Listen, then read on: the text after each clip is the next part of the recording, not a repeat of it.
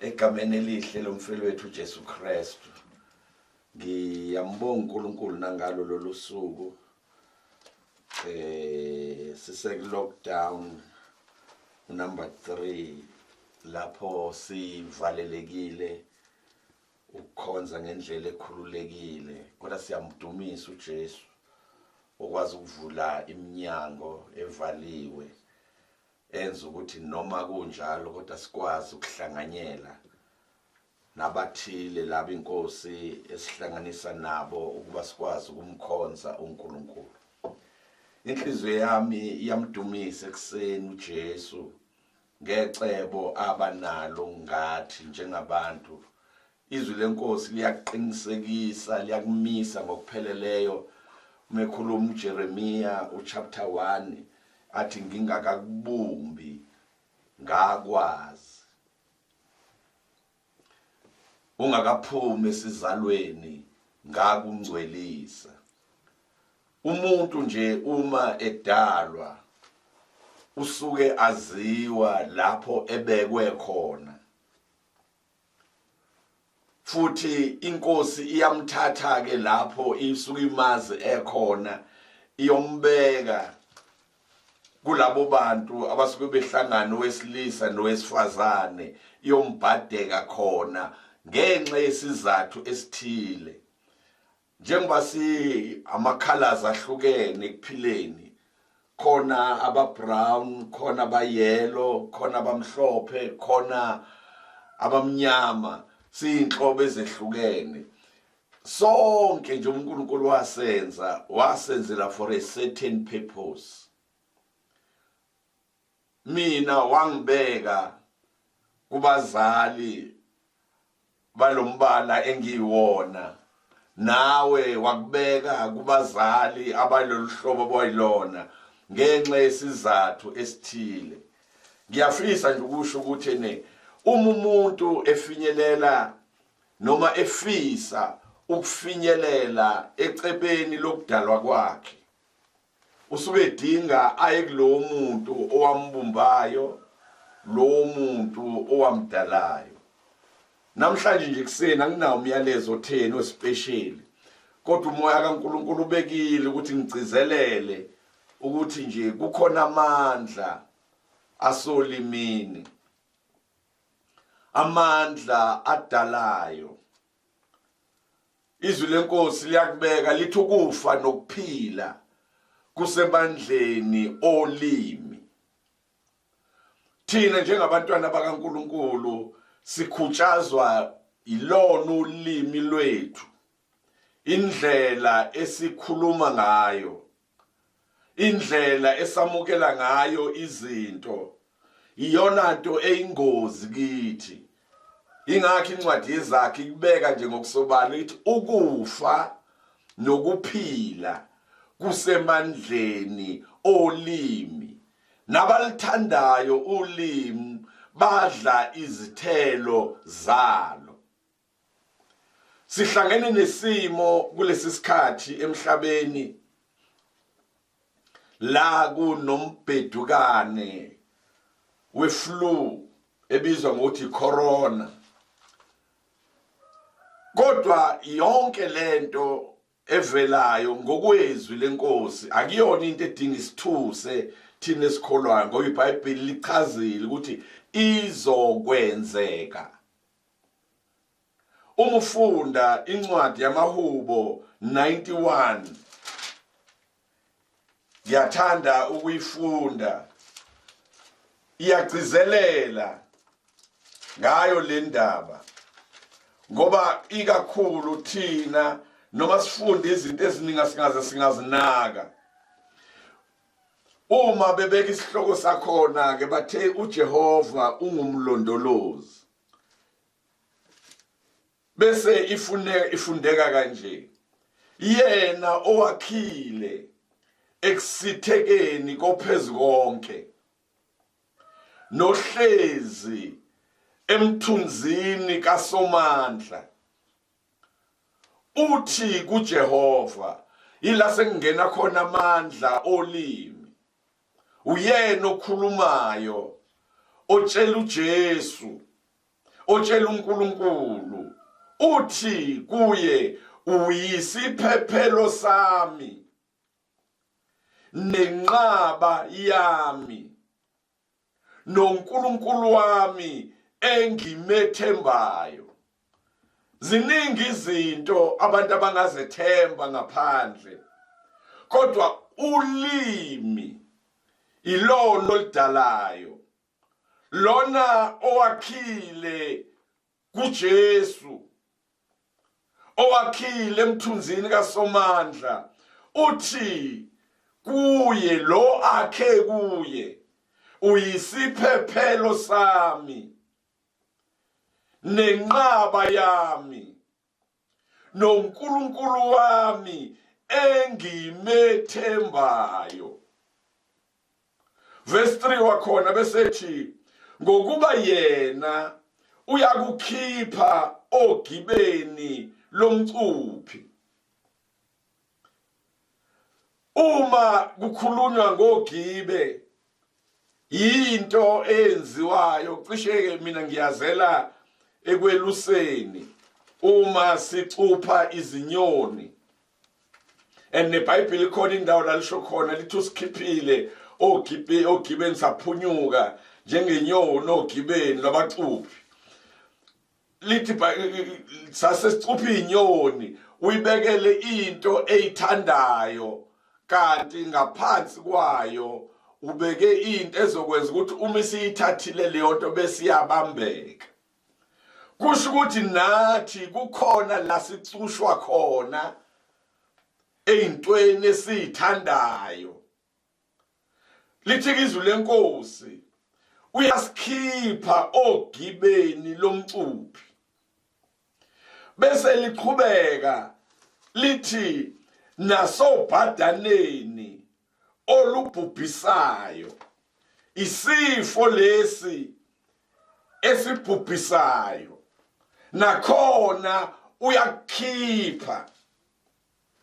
Manje engikufisa ukuchaza ukuthi wena oshoyo uthi uyisiphephelo sami, uyinqaba yami, uNkulunkulu wami engimethembayo. Awuthembe ezinye izinto. Ingakho incwadi kaJeremiya ithi uqalekisiwe umuntu othemba kubantu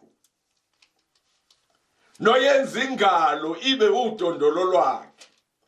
Bese ithi ubusisiwe umuntu othemba kuJehova nothemba lakhe linguJehova.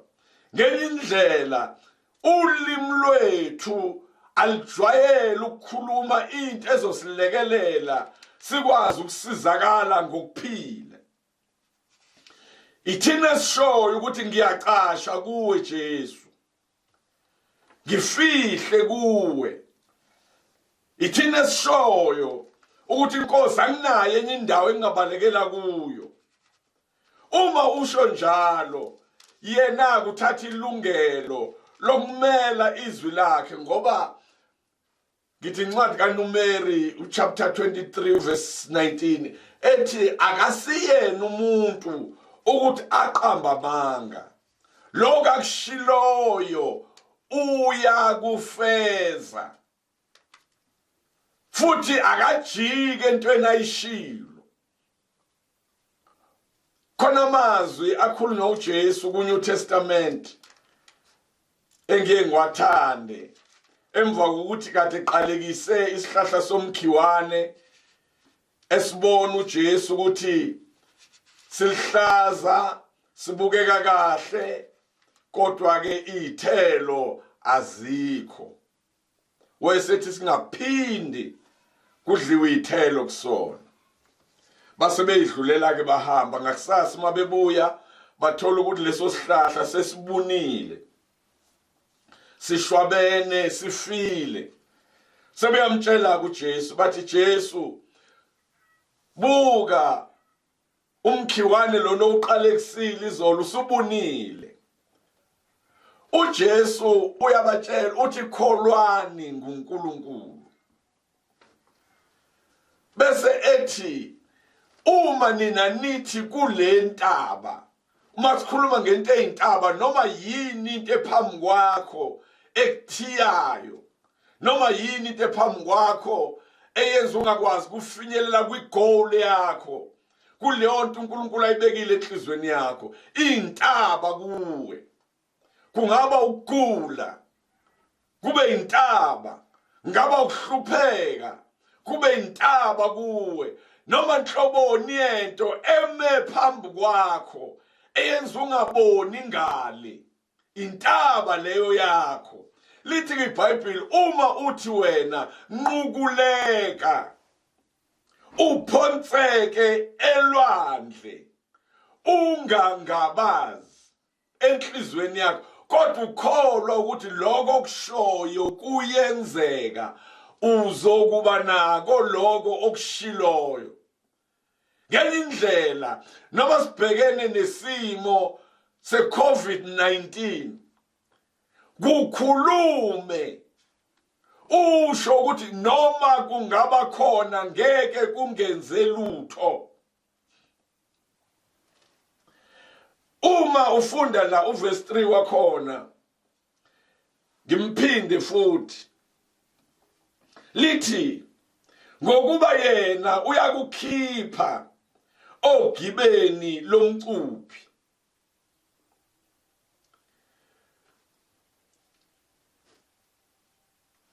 Bese liqhubeka lithi nasobhadaneni olubhubhisayo. Yazi ukuthi nesizulu sibe singacacisi ngendlela right. Ngala esilungwini libeka ukuthi it's a deadly disease. Noma kusetshenziswa igama elithi pestilence. Kodwa isifo esibhubhisayo.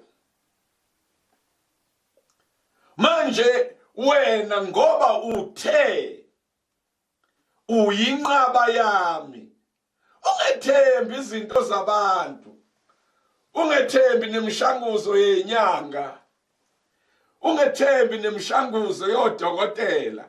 Ngenhlanhla lomkhuba esibhekene nawo, odokotela bakalitholi ikhambi lakhona, kodwa themba umnikazi wamakhambi, umuntu odala imvelo, umuntu odala izihlahla, umuntu odala yonke into ebonwayo.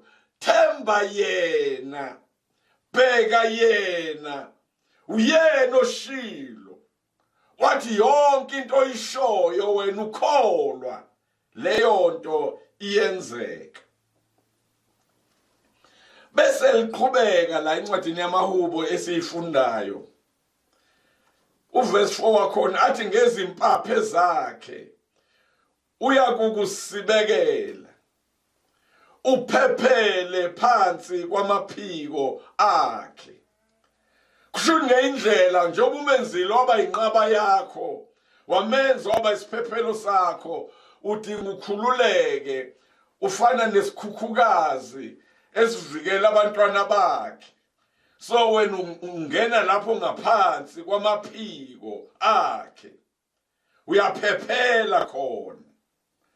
Bese liqhubeka uverse 4 athi ukuthembeka kwakhe kuyisihlangu nehawu. Uma ubhekene nempi, isihlangu nehawu kusebenza into eyodwa yokuvikela. Lithi izwi lenkosi ukuthembeka kwakhe. Ngendlela athembeke ngayo awunayo inkinga, uvikelekile.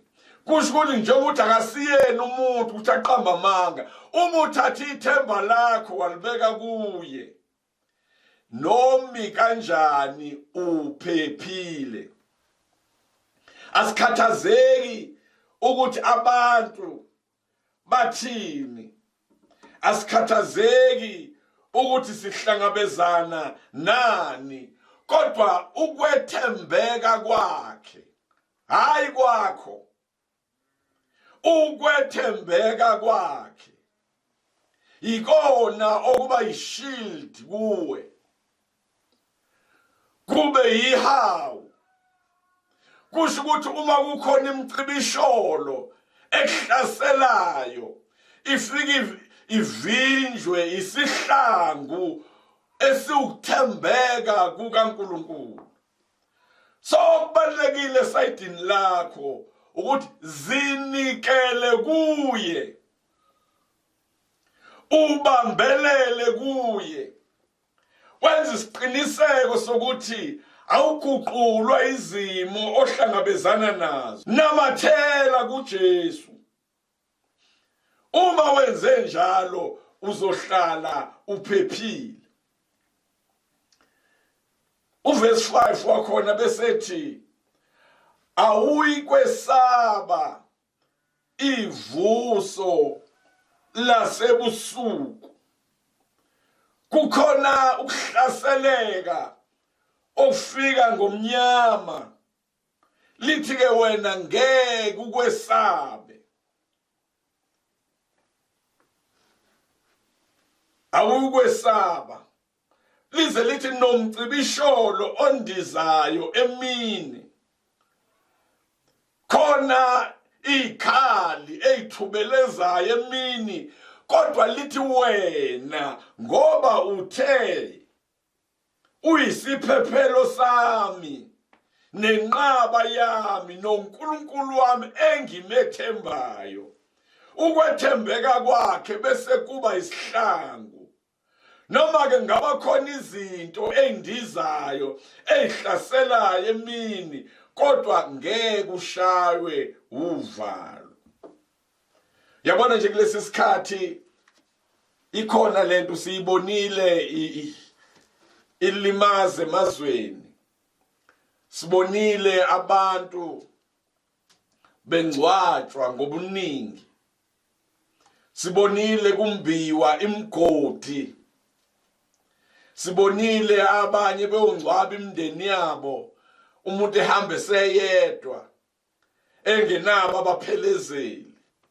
Sibonile into eyenzekile siyibhekile. Kodwa noma kunjalo lithi iBhayibheli awuyikwesaba. Leyo nto ohlangabezane nayo idinga ikwenze ube nesibindi sokwazi ukuthi ithemba lakho liyaphila.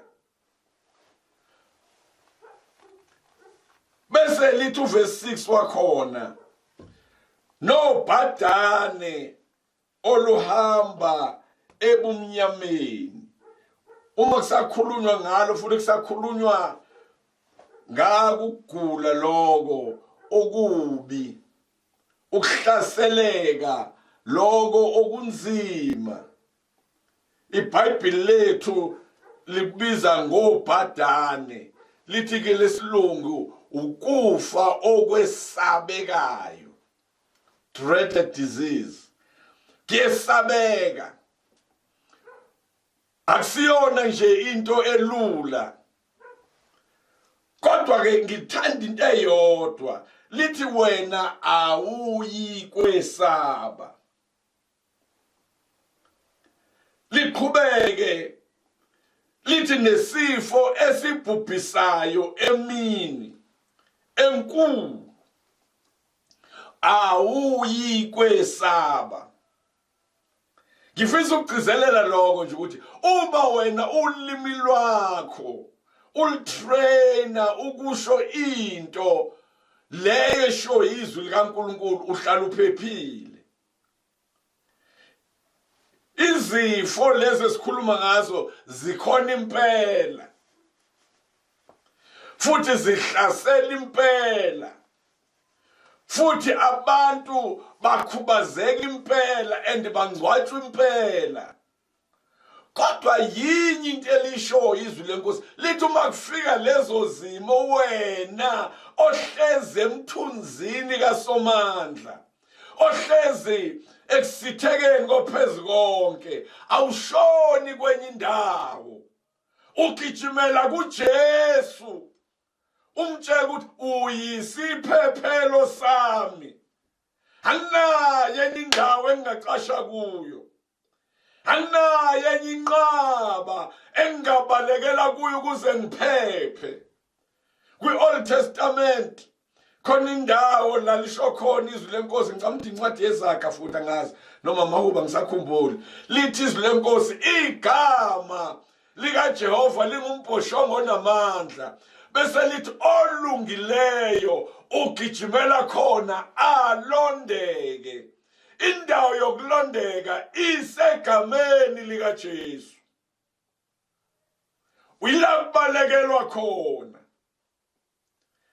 And uyakusho, uyakudala, ngoba ulimi lwethu luyadala, lunamandla okubiza izinto ezingekho zibe khona. Noma kade ngeyona inqaba yakho, kodwa uma usuxakekile uyakwazi ukumenza abe inqaba, ugijimele kuye. Ufike umtshela uthi anginayo enye indawo yokucasha, anginayo enye indawo yokuphephela, ngize kuwe Jesu, bese yena eba inqaba yakho. Ngikudiscoverile lokhu leminyaka engiyiphilayo ngo-1975 kwase kwambuleka amahubo 103 athi uthethelela zonke izono, welapha zonke izifo. Kwadinga ngikhethe ukuthi ngizophila ngosizo lwasesibhedlela, lodokotela, no professor, noma ngizophila ngezwi likaNkulunkulu. Ngase ngiyakhetha ukuthi ngibeke impilo yami engozini, kodwa ngethemba lona lelizwi ukuthi uyisiphephelo sami nenqaba yami noNkulunkulu wami engimethembayo. Ngiyafisa ukusho ukuthi yonke leminyaka ngiphila ngeze, ngike ngihlasele nami njengabo bonke abantu. Kube khona izinto engizizwayo emzimbeni eziyimpi, ngizwe ukuthi uma bengabizwa ngegama elithile, bengathiwa ngihlaselwe usibanibani. Kodwa ngoba ngakunquma ukuthi ngeke ngimvume usibanibani lo ngihlaselayo, umuntu engimvumayo uJesu onamandla okuxosha idimoni elingihlaselayo. Ngizwe leyo nto ebingihlasela, uma ngibiza igama likaJesu ngithinta leyo ndawo ene-pain, ngithi ngegama likaJesu awukho moya ongcolile, ngiyaphila. Kwenzeke leyo nto engiyishoyo, kuvele kunyamalale ngathi bekubekwe yimina. Igama likaJesu esinikwe lona emhlabeni lenza noma uhlangana nempi, kodwa uNkulunkulu ayilwe yena, ngoba uthe akusikona okwethu kulwa kulempi, kungokwakhe. Thina sihlela indlela esima ngayo phambi kaNkulunkulu. Baningi abantu uJesu abenzela umusa, nakusona nje lesi simo esixoxa ngaso sokuhlaselwa yilo mkhuhlane obhilitile osheshisa abantu ubabhekise ethuneni. Abanye bayangcwatshwa, abanye bayaphila. Nalabo abaphilile umubuzo ukuthi uphile kanjani, athi umuntu akazi. Ubonga nje konke uNkulunkulu umenzela umusa waphila. Ayikho into abangayisho ukuthi basizwe ukuhlanganisa usibanibani nosibanibani. Ngenye indlela noma bengalazi igama likaJesu, kodwa bayazi ukuthi amandla kaNkulunkulu abahlangabezile abanika insuku ezeluliweyo. Izwi lenkosi liyagcizelela ukuthi noma sihlangabezana nalesimo singesabi. Bese uverse 7 wakhona maHubo 91 ethi bayakuwa abayinkulungwane ngaseceleni lakho. Bayakuwa abayinkulungwane ngaseceleni kwakho. Bayakuwa abayizinkulungwane eziyishumi ngakwesokunene sakho. Ngenye indlela lesi simo siyisimo esifikile, siyisimo esizophila naso, siyisimo esizophila phakathi kwaso, kodwa sidinga wena unamathele kuJesu. Bese-ke kwenzeka lento esiyifundayo elithi izwi lenkosi 1,000 iyakuwa no 10,000 ngala, wena kungafinyeleli kuwe ngoba uthe, kusho ukuthi ulimi lwakho lukudalile ukuphepha. Uthe uyisiphephelo sami, wathi uyinqaba yami, wathi uNkulunkulu wami engimethembayo. Lithi-ke ngeke kufinyelele kuwe. Uverse 8 wakhona besethi uyakubuka nje ngamehlo akho. Uyakubuka. Ngiyayithanda lo ndaba. Ingakho iBhayibheli ligcizelela lithi asihambi ngokubona. Imvamisa into oyibonayo iyakwesabisa. Into oyibonayo iyakwethusa. Into oyibonayo yenza nawe uqhaqhazele. Omunye wake washo njalo wathi hawu kade kukhona oshonile ngenxa yezizathu ezithile, wathi hawu sesife sonke. Enziwa ukubuka ukuthi ngendlela abona kwenzeka ngayo ukuthi uyabona ukuthi naye akasaphephile. Lithi iBhayibheli uyakubuka nje ngamehlo akho ubone ukuphindiselwa kwababi, ngokuba uthi Jehova uyisiphephelo sami, ophezu konke umenzile abe inqaba yakho. Ngiyacabanga ukuthi le ndaba ngesihloko sishintsha yodwa. Uma wena uzophepha, susa amehlo kwabanye onkulunkulu, susa amehlo kwamanye amathemba, susa amehlo kwezinye izinto. Amehlo akhe wabheka inyoka ephakanyisiwe.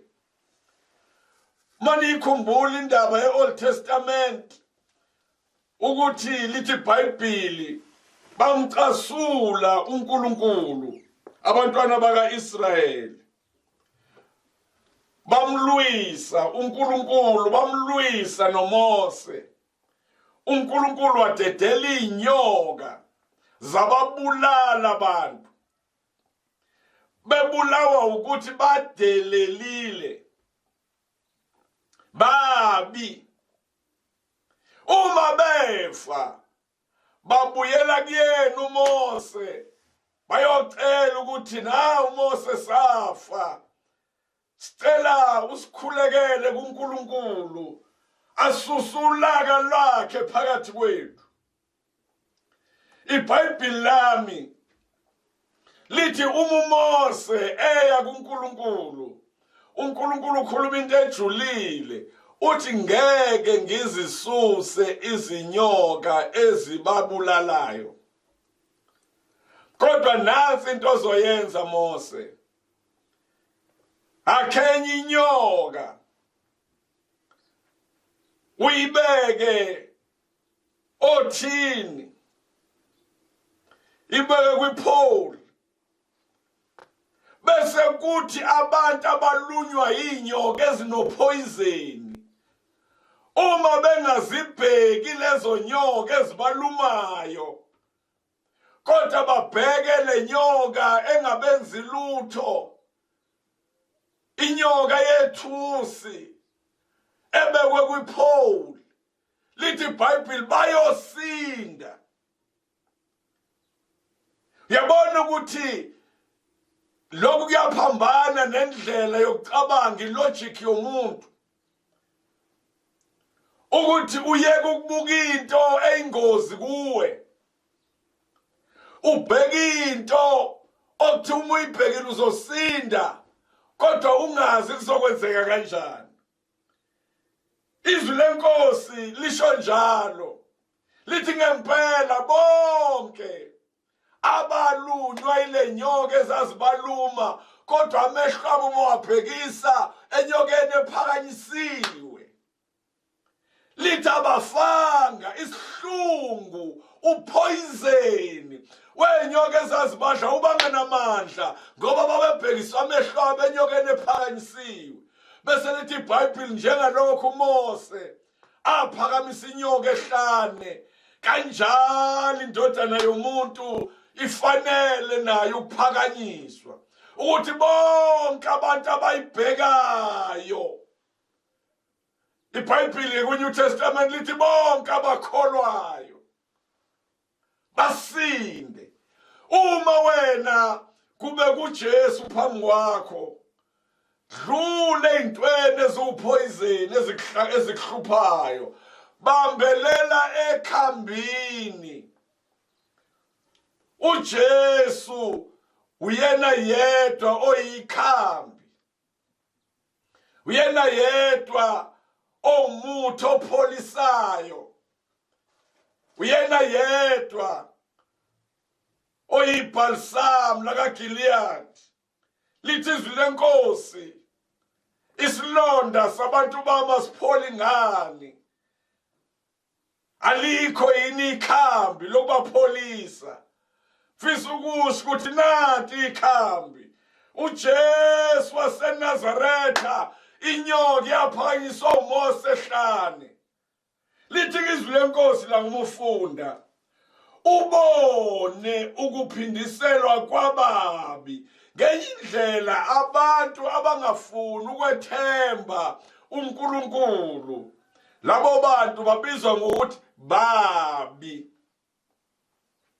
Noma kungenazinto eziphathekayo ongayibona uthi nanka okubi abakwenzile, ububi ukususa ithemba endaweni eright,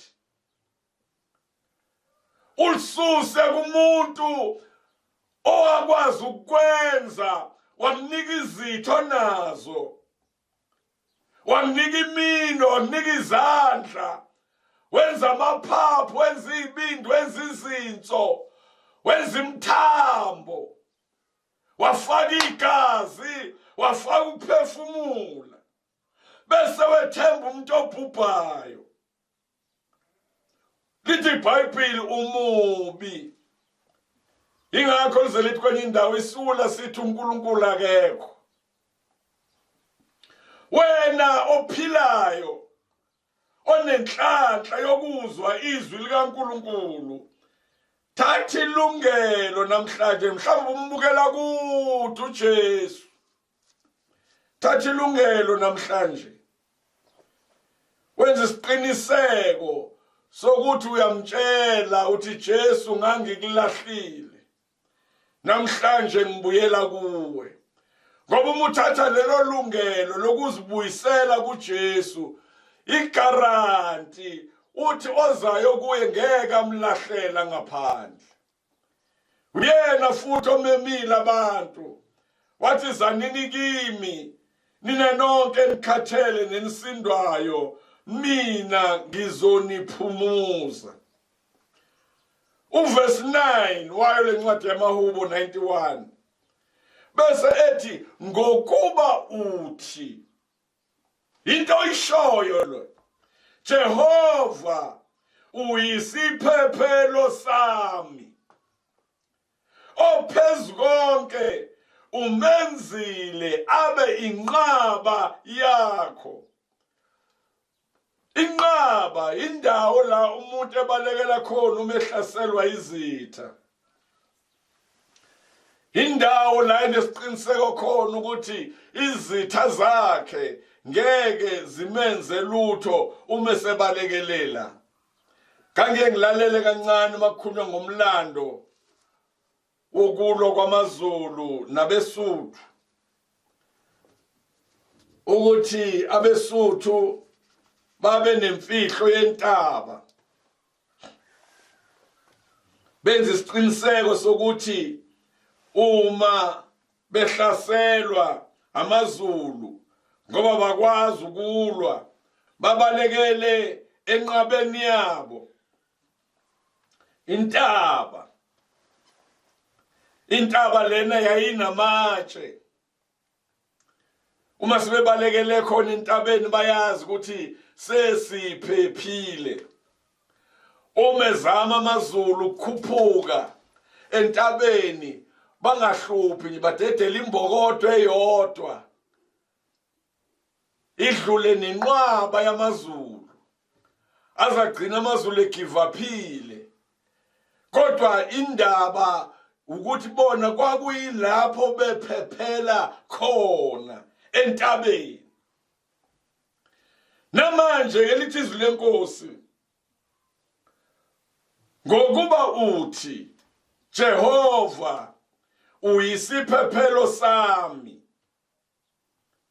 ophezukonke umenzile abe inqaba yakho. Kodwa ukusho lokhu into ukhiye la ukusho iki iBhayibheli lingakholwa ngakho ngakhuluma uyakusho. Uma ukusho lokho kushoyo kuyenzeka. Uma uthe uyinqaba yakho uzoba yona. Uma uthe uyisiphephelo sakho uzoba yisona. Abantu abaningi uma uhlangana nabo nje nixoxela ubuza ukuthi hawu ninjani,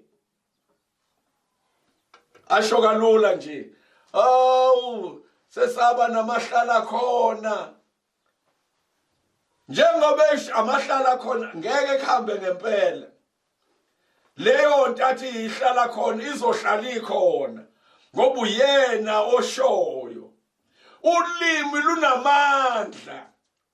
Ingakho iBhayibheli ligcizelela lithi ukufa nokuphila kusamandleni olimi nabaluthandayo badla ithelo zalo. Khona umama engeke ngifakaze ngaye.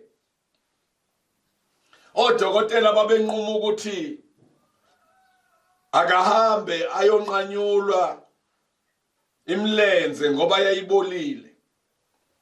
And yayibolile ngokweqiniso. Inuka phu. Uma ke sebuya nencwadi kodokotela ekhombisa indoda yakhe ukuthi kuthiwa akahambe aye Chief Albert eThekwini ayonqunywa. Indoda yahleka yathi hawu bani uzohlala noMasitokwane, umuntu osetokiwe. Lokho kwamenza warealize lo wesifazana ukuthi uma ke sengitokiwe senginqanyuliwe nansi indoda engiyiganile ithi yona ngeke ihlale nomuntu onjalo uMasitokwane. Pho ubani umuntu oyonginesa? Wayesethatha isinqumo sokuthi akazuvuma ukunqunywa. Usiyabuyela ke esibhedlela ekliniki lapho ayebhandishwa khona. Umefika fica ingane lezi ama-student nurses bambuza ukuthi na uyitholanga yini incwadi eshoyo ukuthi hamba uyephi. Uyasho ukuthi ngiyitholile incwadi, kodwa ke uthi ngeke nginqunywe mina izitho zami, mina ngisaphila. uJesu ekhona. Zibuthi ingane hawu, pho uma uJesu ekhona ufunani lakithi? Izilonda zakho ziyanunga, ufunani lakithi? Uthi ke yena, yimina engenza into wrong yokuyeka ukuya kuJesu ngize kini. Kusukela namhlanje angisabuyeli lakini, ngiya kuJesu ngoba ngeke nginqunywe uJesu ekhona.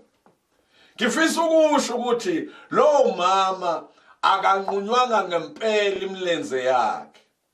Ukusho kwakhe kwadala ukuthi amazulu ehlike azopholisa ilonda. Imgodi yayisikhona emlenzeni yakhe. Nanamhlanje lo imlenze inezibazi ezufakazi ukuthi wayesegcwele imgodi. Kodwa ngoba yena uthe angeke nginqunywe, inqaba yami uJesu ekhona, isiphephelo sami uJesu ekhona, kwenzeka lokho okushiwo nguye, ngoba ulimi lwethu luyadala. Izwi lenkosi ke liyagcizelela kuverse 9 lithi, ngokuba uthi Jehova uyisiphephelo sami, ophezu konke umenzile abe yinqaba yakho, awuyikwehlelwa ngokubi, nesifo asiyikusondela etendeni lakho. Kusho ukuthi izinto eziningi zimenywa yithi. Ngokungasho ukuthi Jesu uyisiphephelo sami, uma uhlangabezana nesimo esithile uvela ugijime uyofuna usizo endaweni ezingenalo usizo. Ngeke ngafunde ensukwini ezidlulile incwadi kaJeremiya egcizelela ngokuzila ukudla, kodwa ichaza ngabantu abangamethembu uNkulunkulu. Ithi lolu hlobo ungalukhulekeli, ungaluzileli nokudla, ngoba noma ukuzila ukudla mina Jehova ngeke ngizwe. Liqhubeke lithi abahambe bayokhala koNkulunkulu babo ababashisela impepho, akube yibona babasizayo. Kusho ngenye indlela uma umuntu ethatha ithemba lakhe walibeka endaweni wrong, noma esekhala uNkulunkulu uthi ngeke ngizwe, into ayifunayo yinye, ukuphenduka. Uthi ngonile ngalandela uNkulunkulu abangasizi, ngalandela amathemba ashabalalayo, amathemba aphelayo. Nkosi Jesu ngibuyela kuwe. Uma uthatha leso sinqumo sokuzibuyisela kuye, uyena othe ozayo kuye ngeke amlahlela ngaphandle. Kusho ukuthi ungazideli, ungasho ukuthi umuntu onjengenawe akasafanele.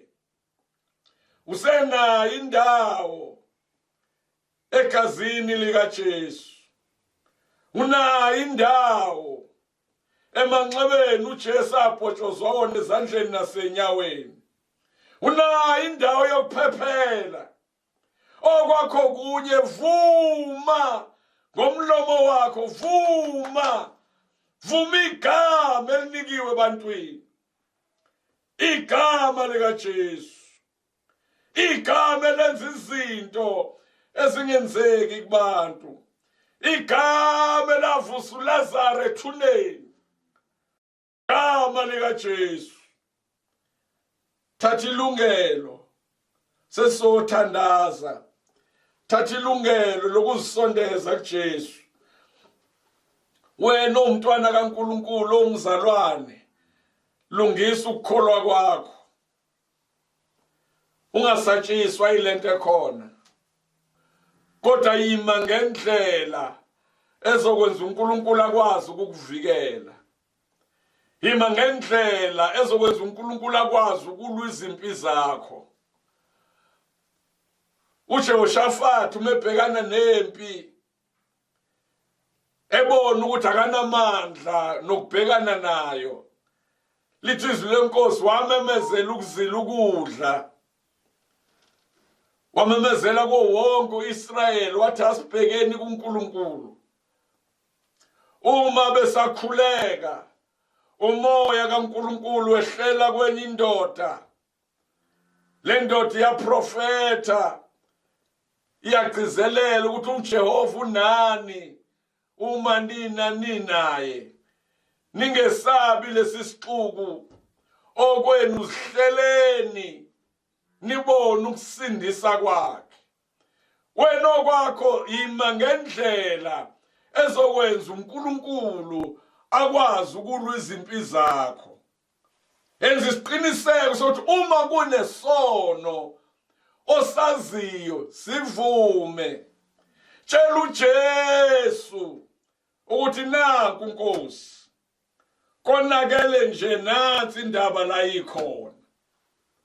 Lithi iBhayibheli ayukwehlelwa ngokubi, nesifo asikusondela etendeni lakho, ngokuba uyakuyaleza izingolosi zakhe ngawe, zikulondoloze ezindleleni zakho zonke. Awubheke into emnandi emhlabeni, uyaphumula kunengelosi ezikugadile. Khona kwenye indawo elathi ngiyakubeka ingelosi yami ihambe phambi kwakho, ihole endleleni, bese ethi iqaphela ungayicunuli, ngoba igama lami likuyo, athi ngeke ithethelele isono sakho. Wena okwakho enza isiqiniseko sokuthi yima kahle, uyakuyaleza ingelosi zakhe ngawe. Sengiyathandaza, uyakuyaleza ingelosi zakhe ngawe. Khuluma into oyikholwayo, tshela uSathane sekuhlaselile, mtshele ukuthi unamanga. uNkulunkulu uthe ngemivimbo uJesu ashayona mina ngaphiliswa. Mtshele, xoxa naye, amadimoni anendlebe ayezwa, ayabona. Ingakho ngelinye ilanga laba abanye abantu ababethatha ishansi bethi kumuntu ogulayo, sinifungisa uJesu oshunyelwa uPawulu. Athi amadimoni, uPawulu siyamazi noJesu siyamazi, nina ningobani? Lithi iBhayibheli baphuma benquna endlini, laba bevalele khona umuntu onedimoni, kuyibona ababalekayo bethatha ishansi, ngoba omoya bayalazi leli gama likaJesu. Amadimoni ayalazi njalo. Uma ufunda iBhayibheli, lithi iBhayibheli uJesu wethu umebathethisa amadimoni ewakhuza, athi amadimoni uzokusihlupha singakafiki isikhathi sethu na, ngoba yazi ukuthi abekela ukuyohlushwa ingunaphakade echibini lomlilo oluvutha isibabuli, ilapho eyophelela khona. Wena-ke njengomntwana kaNkulunkulu negunya phezu kwawo uma unegama likaJesu, lungisa indaba yakho noJesu, sesiyakhuleka. Ngiyacela thatha isinqumo enhlizweni yakho, othi Jesu ngizinikela kuwe, ngene enhlizweni yami, ngithethelele izono zami, loba igama lami encwadini yokuphila. Nginike isiqiniseko sokuthi ngazi ukuthi amacala amasuliwe. Ngiyabonga Jesu ukubizwa ngegama lakho. Ngiyabonga ukuthi izwi lakho lithi wena uthethelela zonke izono, welapha zonke izifo. Umusho njalo enhlizweni yakho uthi Jesu uyinqaba yami, uyisiphephelo sami. Naye uJesu uzokwenza ukuthembeka kwakhe njengosesifundile izwi lenkosi akubiyele. Baba wethu ongcwele, ngegama likaJesu waseNazaretha sibongile Baba nangalolu suku. Siyakhuleka egameni likaJesu waseNazaretha ukuthi abantu abalalela izwi lakho ulenze Moya Ngcwele libe umkhonto, libe bukhali njengenkembe isika nhlangothi zombili. Ulenze Moya Ngcwele libe inqaba, ulenze libe isiphephelo. Bazi ukuthi ayikho enye indawo abangacasha kuyo ngaphandle kwezwi lakho, ngoba uthe uJesu ulizwi likaNkulunkulu.